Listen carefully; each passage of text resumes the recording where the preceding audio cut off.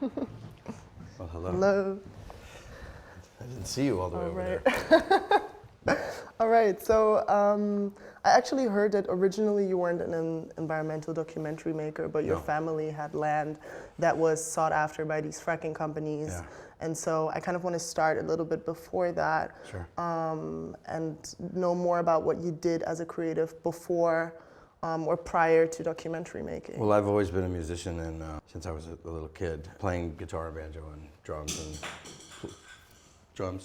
And so I was always in the theater and always in music, and I played in punk bands and ska bands growing up in the city, and also did plays. Arthur Miller, Tennessee Williams, Shakespeare, the Greeks. And when I got to college, I had to sort of make a decision. I decided I wanted to make a decision between music or going into theater and film, and so I decided to continue to do theater and acting. And so I moved to Chicago. I dropped out of college, moved to Chicago. I was acting as a professional actor at age 20. And then I ended up in Thailand at a international theater festival. And I founded a company called International Wow Company, which is founded in 1996 between myself and all the young Thai actors who were the stage managers of this big international festival. So we had actors from Thailand, from Indonesia, from Taiwan, from Germany, from France, from the United States, from Canada, and we started doing this international theater work. That work was always about the intersection of art and politics, the intersection of art and activism. And so in many ways, it was also a documentary type of inquiry because I was always interviewing the actors, they were always interviewing each other and working from their own lives to create a picture of this play or whatever we were working on at the time. So that led me to, when I did Gasland, which was my first documentary, that was a very natural process to interview people and work with a huge ensemble of people to create meaning from stories. But yeah, it was the house that my parents built. My father was a Holocaust survivor as an infant, and they came to the United States in the 50s after having gone back to Poland where his brother was shot by someone who wanted to shoot a Jew. And then they decided to leave Europe and ended up in New York City. And then they found a refuge in the woods, which was a lot of Jews went to the Catskills. There was like the Borscht Belt, the entertainment center. The Marx Brothers came from up there. So there were a lot of Jewish socialist summer camps out in the woods. Wow. And he built a house with my mother, which is still there. And that was the house that when the oil company came to that region, which is the place where all the water comes from for New York City. It's the watershed. Okay. And it's a wilderness area. Well, you'll see some in in my presentation, in my performance rather. We fought the oil industry. I made the film Gasland to fight the oil industry, and we won. We ended up making sure they never got anywhere near that river basin. We banned fracking in New York State. And fracking is now, nobody knew about fracking before this film, and now it's a household word. 2010 you're talking about, right? And so the conversation around that was probably not even, well, maybe at the beginning. Nobody even knew how to spell fracking. Yeah. We spelled it. In fact, the industry spelled it FRAC''ing, short for fracturing, and I put the K in because I thought the K was ugly. And I thought it would really get upset, and really get people upset, and they would never stop thinking about it. But yeah, it was this obscure drilling process that made tons of chemicals that toxified the landscape, and no one knew anything about it. And when we made Gasland, people knew about it. So you already talked about all of these different intersections of your work, from filmmaking to writing and theater performance. What is it that draws you to these different fields or various fields of storytelling? Well, I went to the theater because, but what I just said about my family being, having created this house. My father was a war refugee, and my mother was a victim of incredible abuse in her life. So my family upbringing was extremely unstable. And I went to the theater and to the music as a refuge. I think nobody goes into that well, I don't know if it's different nowadays, but certainly most of the people who were working on theater and film were crazy or completely emotionally unstable or totally fucked up in one way or another. And so that was a different place where you could be, all the incredibly unpleasant and difficult things that are happening in your life could then be reflected in the great struggles of humanity. Drama is about justice. When you realize you had this these injustices that had happened throughout history to your family, to your life, to you, you know, that becomes then the political struggle in the streets. And so for me, the theater was always the avenue for that, and also film And so music too. your creative work gains from like the justice work, but is it also the other way around? Does your justice work also gain from your creative Oh, work? without a question. Like, Yeah. I mean, I'm not an activist because I'm a very disorganized person, but You would say that you're a disorganized person? incredibly Okay. disorganized. It's a creative undertaking for me. It's storytelling. So, I mean, Gasland, the film, was made specifically for the movement. There's a conversation that's always happening between art and activism. Every piece of art has an ideology, and if you're not expressing that ideology, then you're supporting the status quo. And if you're supporting this status quo, then you've got some problems, you know, because we have massive social inequality. We have the incredible destruction of nature and the planet that's happening in front of us. We have a system of capitalism which is built on greed, which is built on racism, which is built on incarceration and militarization and war. You know, so to be making dramatic work in this context, and you're not taking these things on, what are you dealing with, like relationships? I mean, okay, relationships are interesting, but you know, come on. So you know, the Gasland film, although it's a great story, and you have to differentiate between your art and your politics in the movie. You can't give people the answer in the movie. Because if you do that, nobody wants to fucking watch your movie. You give your answer after the movie's over. Got it. So there's a very clear division line between art and politics for me, and that's the credits. Okay. The art is the first part. You know, art is about questions. Art is about enraging people, getting people unsettled, Yeah. and getting people absolutely like, oh my God, this is what art is for. Questions, questions, questions. If you answer the question, your movie's over. But so it's 2017, your film titled Awake, a Dream from Standing Rock told a story of the water protectors' resistance in North Dakota. There's some of that in this presentation today too. Looking forward to that. What was the process like of writing this? Well, Awake, so I made these 3 films, Gasland, Gasland Part 2, and How to Let Go of the World, which were a trilogy of environmental films about fracking and then climate change. And I was touring in 2016 with Bernie Sanders, and we were touring How to Let Go of the World at the same time, and the Standing Rock uprising sort of broke out right after Bernie's campaign was finished. And so everybody sort of needed something to do. And all these folks from the Bernie campaign ended up, because of Shailene Woodley, actually, in North Dakota. And they said, come, you know. And with International Wow Company, you know, we were making work with people from very different cultures. And we had to really, really work at respecting every power dynamic that's happening within that conversation.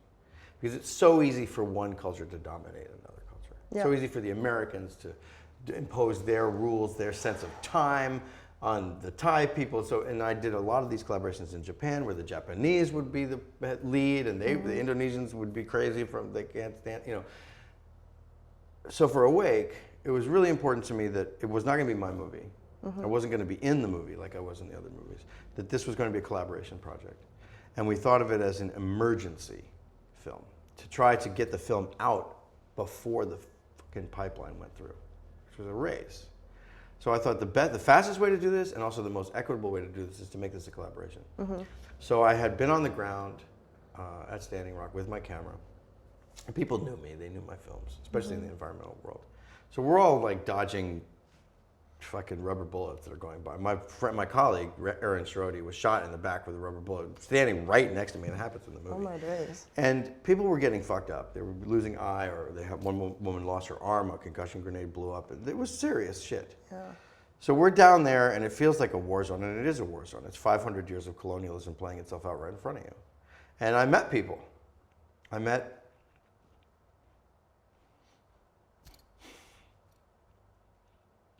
Sorry, I'm still upset. No, it's fine. One of my, the Of co-director course. just got killed. I'm so sorry. Anyway, I met extraordinary people. A guy named Myron, Dewey, who I met because we were doing a press conference, and he was like leaning against me. And I was like, "Get this guy off me!" You know, he was a big, hulky kind of he was a firefighter. Anyway, he was shooting, and I met him, and I said, "Hey, Myron, like I have this idea. What if we can raise like a really small amount of money, like $75,000 or $100,000, and I'll get 4 different directors, and we'll each get 20 minutes of this movie." And I'll make my 20 minutes, and you make your 20 minutes, and we won't even bother to ask each other what we're doing. We're just going to do it. So Myron said yes, and a guy named, one of the segments didn't work out because it didn't fit. And then James Spion, who is a phenomenal filmmaker about privacy in the military-industrial complex, and Florice Whitebull, who is a Lakota Sioux activist and a writer, and Doug Goodfeather, who was another amazing, one of the descendants of Sitting Bull. He came on as a producer in the film, and Florice and I co-wrote the segment. So it was really a collaboration of these different directors. And Myron had never made a feature film before. He was a video blogger and a drone pilot. And he made an extraordinary section of that film. So that film is in 3 parts, and an epilogue. So there's 3 different directors. But the idea was, can we get something out as fast as possible to actually try to address the emergency of this pipeline? There were a lot of documentary filmmakers at Standing Rock. And they had a longer timeline. What we wanted to do was something fast. So what we didn't want to get in anybody else's way. We just were like, we have to address the situation now. As it turns out, the movie did get bought by Netflix and premiered at Tribeca, and so it was seen all over the world. And it was actually did really well in Europe, and especially in Germany. But that film was all about trying to protect the sanctity of who's telling their own story as much as possible. And so it starts with my section with Florice Whitebull, where she kind of enters into a dream. Because I was looking at it, and I was like, one of the questions I like to ask with the film is, whose dream is this? And when I got home with Standing Rock footage, I said, this is not my dream. This is Florice's dream. And I had made some viral videos with her that went super viral, 30 million views on Now This and online, Twitter and Facebook. And she was a voice, and we connected, and I had created some viral videos with her in them where they had written numbers on her arms, and they were very, very popular. So I said, let's write this together. And so we wrote that section. And then Myron, his section at the end, wakes you up from the dream. You enter the dream of Standing Rock, of the camps, of the protest camps, which were these extraordinary, amazing places that were built out of nothing. And then the hard news comes, you must join us in this struggle. And what was amazing about that time was a lot of these movements can be very insular. And it's like, no, you can't come. No, you can come, but you can't come. No, we don't like you. No, you are this and you're that. The thing that happened at Standing Rock, which was so successful and amazing, is they said, we want everybody. We want you here. Now, we're in charge. This is about Indigenous sovereignty. This is not about your agenda. Exactly. This is our agenda. But we want you here. We need you here. And that created this international moment. So portraying that in a film was almost secondary to what's going to be the most effective way to stop this pipeline. We didn't actually end up setting the pipeline. We came close to getting the film out before the pipeline thing was finished. We came within a month. That film was self-organizing. Some hand of God, like, I don't know. I made my piece, James made his piece, Myron made his piece with his editor, Tanya. Voila, it was there. And I've never seen anything happen so fast. And what is it that you're taking away? What did you take away from that experience? Faith. Just have faith in it. Are there any aspects that you've learned about Indigenous storytelling? Oh, absolutely. I mean, you can't be an environmentalist without talking about Indigenous philosophy. All environmentalism comes from Indigenous philosophy.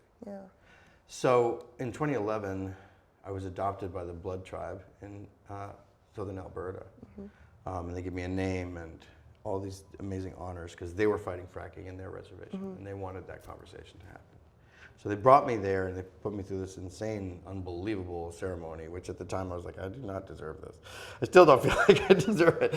And so I started to have this very intense conversation, dialogue. And where it actually resonated most was not just on the environmental side of things, but in the intergenerational trauma aspect of life, because we're both people that are coming out of a genocide. Mine, actually the Jewish genocide, much more recent. There's just a huge amount of trauma that gets passed on through generations. And so a lot of conversations I've had with Indigenous people are like, why are you talking about intergenerational trauma? Only us, Native Americans talk about this. I'm like, no, the Jews talk about this all the time. A lot of so do Black people. Of course, of course. And so the dialogue ended up being about healing and about how do we heal? Because you can't heal the earth without healing yourself, and you can't heal yourself without healing Earth. The second part is really important. People think we can heal ourselves by going to yoga class and wearing pants made out of petroleum products. You have to heal the Earth. Yeah. The Earth, our separation, colonialism's greatest sin, in my opinion, is the fact that the colonialists think that we're separate from the planet. Yeah. They have dominion over the planet. So there's a lot of intense dialogue, and for the last 5 years, myself, Myron, Dewey, Doug Goodfeather, and for a while, Florice, we were in a very intense dialogue. We created a fellowship program for young Indigenous filmmakers. We were doing teaching. We were doing screenings. And the reason why I got so upset at the beginning is because Myron, in October, was killed. I'm so sorry. Under suspicious circumstances. And he miss him. A lot. You can take some time if you want to. Well, I mean, it's in the work that I'm going to be doing today. I think it's the first time I'm doing a presentation since he died. It's not going to be easier later. Yeah, no. I mean, the thing is, you have to carry on. He's the executive producer of my new film, and he'll never see it. I mean, who knows if he'll see it? But I don't know if you watch films where after you're dead, but if you could, I hope he watches it.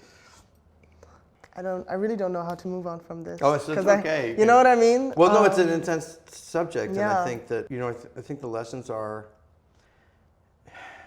It's extremely difficult for people from different cultures to get together, and we have a tendency right now, especially in our movements, to separate. And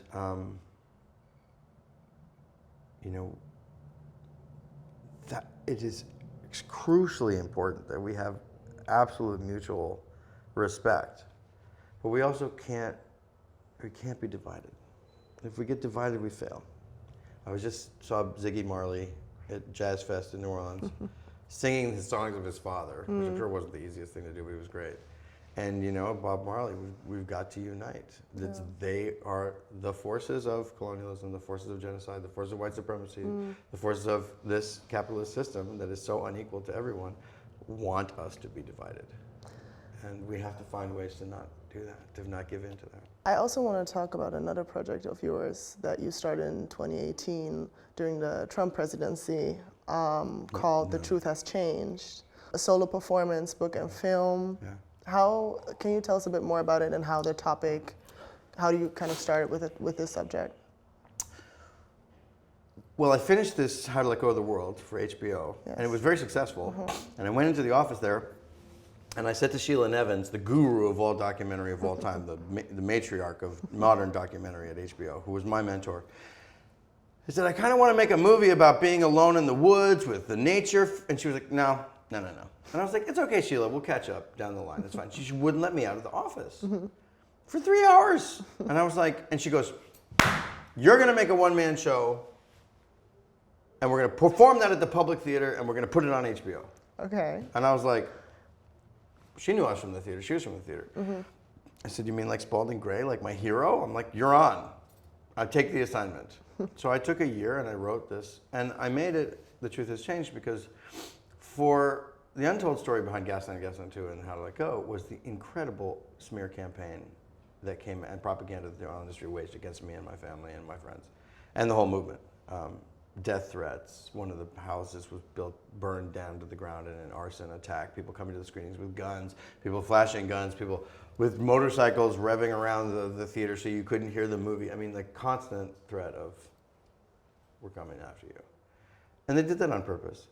And I started to see the misinformation machine of the oil industry and how devastating it could be. And then I watched talking about starting in 2010, right? All of social media was built starting in that period of time. And then I watched how social media put people in their walled gardens, and everybody's news feed is different. And everybody's truth is only what they see. And I watched journalism get completely annihilated. Journalism is about trying to quantify truth in some way, which is very hard to do. Yeah. Truth is a struggle. Truth is hard. Truth isn't easy, So The Truth Has Changed was about how we don't have mechanisms to verify things in our civilization. We don't have standards. Not that that's ever really been, that we've had standards, but this idea that the very fabric of our society is no longer based on the truth. That misinformation and propaganda outweigh real journalism. Yeah. And that like the chemicals that are in the ground from fracking that are stuck there, the toxicity of digital lies and misinformation that's stuck in the internet, and then you watch somebody like Donald Trump use that, as all the fascists do, is a very similar playbook. Divide people, make sure that they're angry, dehumanize people. So the truth has changed is sort of it's a little bit of a journey through that period of time of getting attacked, but the important thing was not that, it wasn't about me, it was like Steve Bannon was the person following me around the fucking country. And the oil industry and their tactics were exactly what the Trump campaign used to get elected. So I wanted to offer sort of a roadmap for how psychographics work, how individual news, things that people know well now. But in 2018, we didn't know as well. So I did this one-man show. I would never have proposed to do this. It's audacious and crazy. And so what happened, the irony is that the day that I handed in the script, Sheila Nevins got fired from HBO. And was replaced because AT&T, a huge corporation which bought HBO and Time Warner in order to use the data for their phones, and the project never ended up on HBO. And then I did end up getting it done at the Public Theater, where we ran into the oil industry that funds the Public Theater. We shut the show down. And then COVID hit. So we never got to make the film that we really wanted to make. We ended up making a film out of some of the performances, but I couldn't do the show during COVID because it couldn't have an audience. So I ended up making this other film called The Edge of Nature, which we're still working on now, which the performance today is pieces of that film. So it gave birth to something new. I have so many more questions, but I feel like we don't have enough time. But I want to ask you, let's say within the next decade, what is something we can achieve with film and performance and storytelling in general? Well, I think COVID's really changed the way movies are perceived right now. We have gotten unused to coming together in movie theaters or in theaters. I would love to see that. That's why I think like today is so important. I mean, when we come together in the same room, that's what a movie's supposed to be, Yeah. It's not supposed to be something you watch on your phone or you watch on your computer screen at home. These are events where we come together. So I think we're going to have to relearn what that act of coming together is about. But it's also part of what it's supposed to be, I feel like. 100%. And to kind of like get the reaction from the crowd and the people, especially with the type of work that you make, where it's not just a rom-com, you know what I mean? Well, no, I mean... But even then... you have to get with the... That's the whole point. Yeah, there's this magical moment right after the film is over. Because it's going to spark so much more ideas and thoughts and people to, join and to do their part on their end. So I feel like... There's like a chemical, physical reaction when the air changes in front of you. Yeah. Thank you. Thank you for talking to me. Thank you for a great interview. Thank you for being here.